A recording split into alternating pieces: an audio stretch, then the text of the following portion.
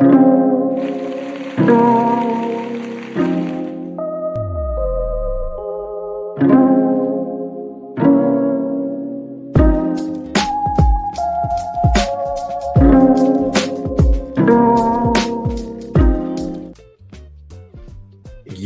you know what time it is. It's your boy Big Vern. We come to the end of another good show.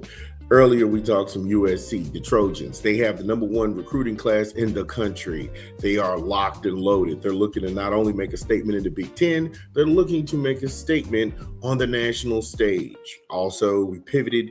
We talked some Atlanta Hawks basketball. They got a lot of players. I don't know what this is. You know, there is no big three. It's just a menagerie of good guys. But what are you going to do with Ricochet? Because Jalen Jackson is the guy. Who knows if CJ McCollum's going to stick around? Porzingis is not going to stick around. These aren't really glue guys. These guys are floaters. So I don't know. Check that statement out.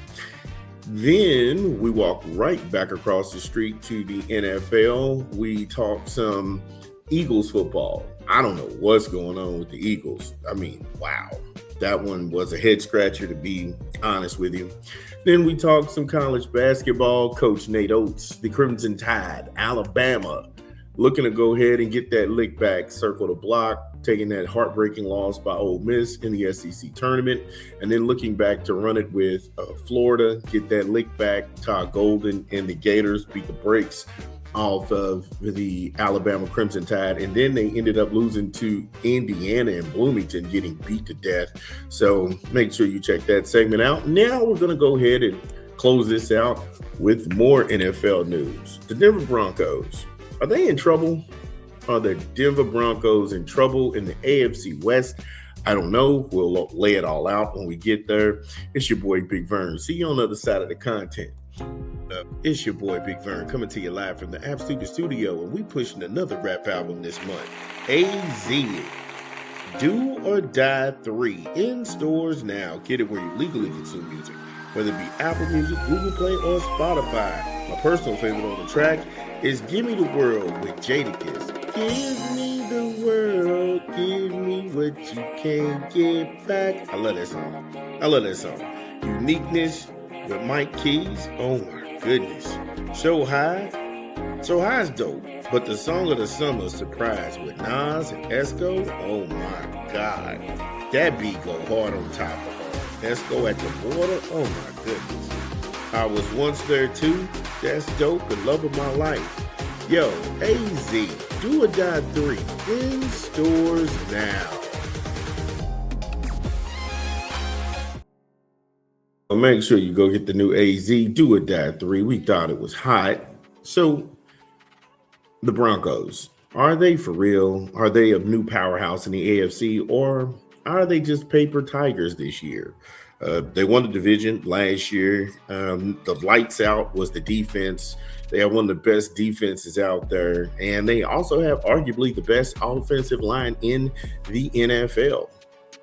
And the offense, by saying that, worked when it had to, but it wasn't anything where it would blow you off the page. Now in Sean Payton's junior season with the Broncos and the Mile High Maniacs, can they go back-to-back as AFC West champions? I don't know. Can they get to the AFC Championship game? I mean, anything is possible. I just think that Bo Nix, because Bo Nix has actually he's had two different offensive coordinators in 3 years. Now, I know Sean Payton likes to kind of keep things in-house. So even though he's got a new defensive coordinator, it was the former quarterback's coach. So they got to be a little bit stoked and stoic on that one.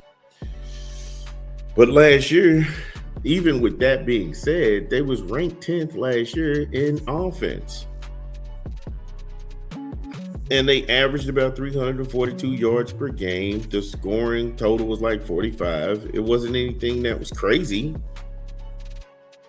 You know, it wasn't anything that you could look at and say, oh, well, we might lose that game. Hell no. We're not doing that. I mean, they did get a bye, and they had to go ahead and play just the divisional rounds. But I don't know. That for you to have the best offensive line in the NFL, and you're 11th in passing, something's not working somewhere.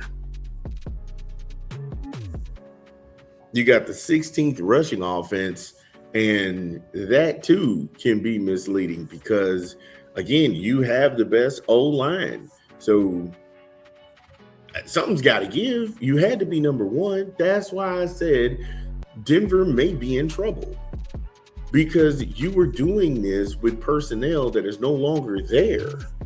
And you've elevated a guy to be the offensive coordinator who was the former quarterback's coach.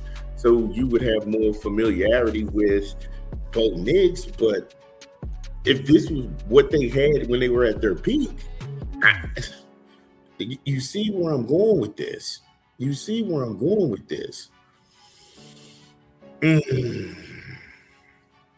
Because the Broncos, they didn't beat you with their offense. The Broncos, they won a majority of their games by managing those games.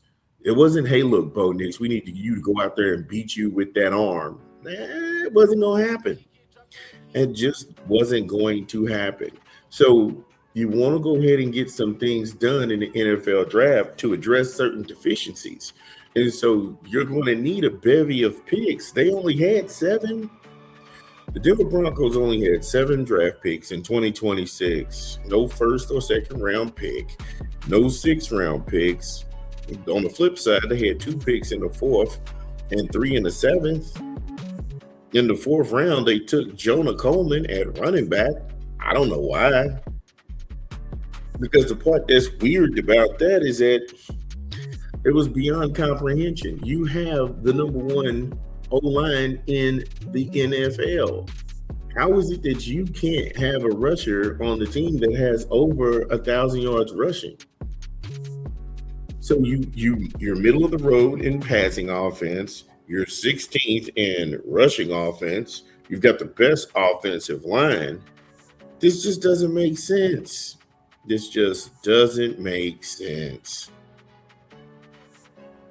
Some things they addressed, they took Cage Casey, and they took him in the 7th round, and he was the offensive tackle from Boise State.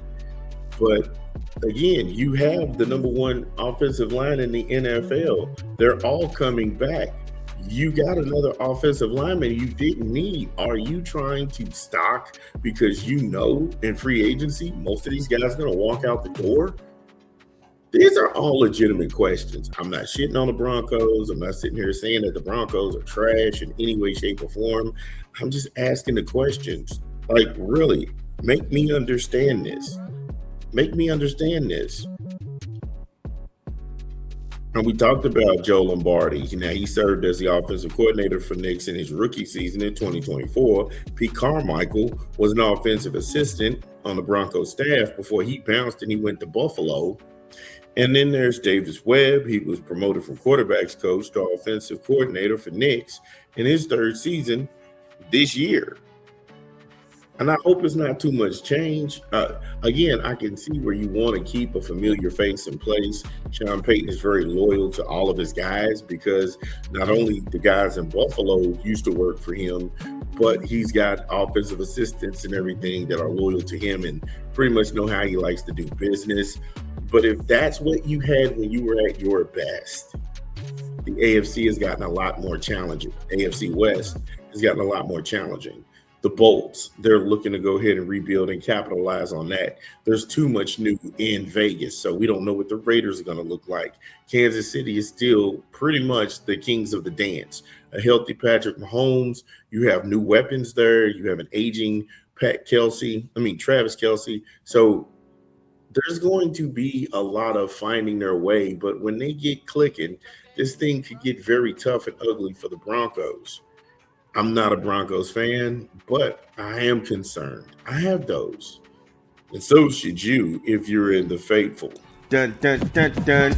Well, that's the show. Thank you all for joining us. We had a great time. Make sure you smash the like and subscribe button and share the content. This is Big Vern, and we'll see you tomorrow. Peace.